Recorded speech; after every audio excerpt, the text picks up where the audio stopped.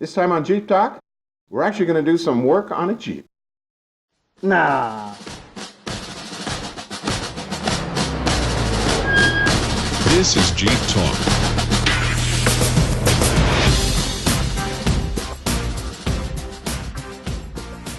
So it's springtime.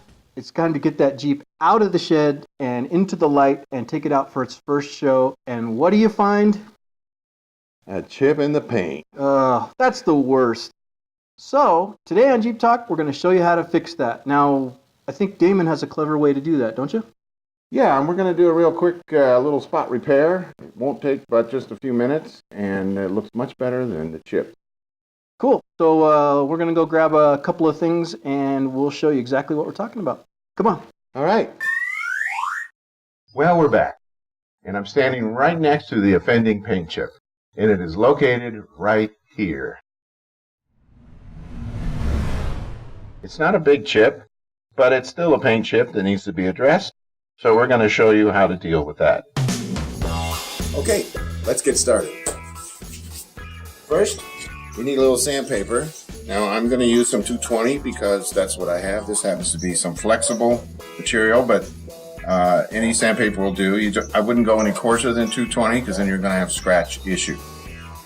Okay, so you get your sandpaper, and you basically, this is called feathering. So you want to just kind of lightly hit where the chip is and bring those edges down. It doesn't take much, and you can use your finger and kind of feel when it's smooth. So we're just about there, and I have some finer, like a Scotch-Brite pad, just to kind of blend that sanding surface down a little bit. And that's just about all you need to do with that. Okay, you can see that I've already masked it, and I'm going to apply just a small little spot of primer just to cover the bare metal. You don't need much, so that's about all you need, and we're going to have to let that dry. Okay, so we put a coat or two of primer, and we sanded the primer, and you still see a little bit, but by the time you get the paint on it, you won't even notice it. So I'm going to now put the first coat of the olive drab.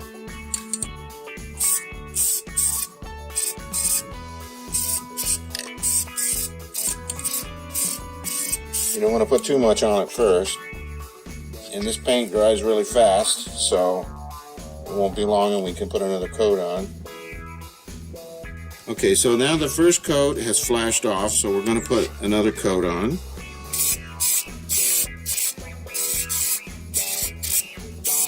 Kind of blending it out from the center point. And we're going to let that dry a little bit. Third and final coat.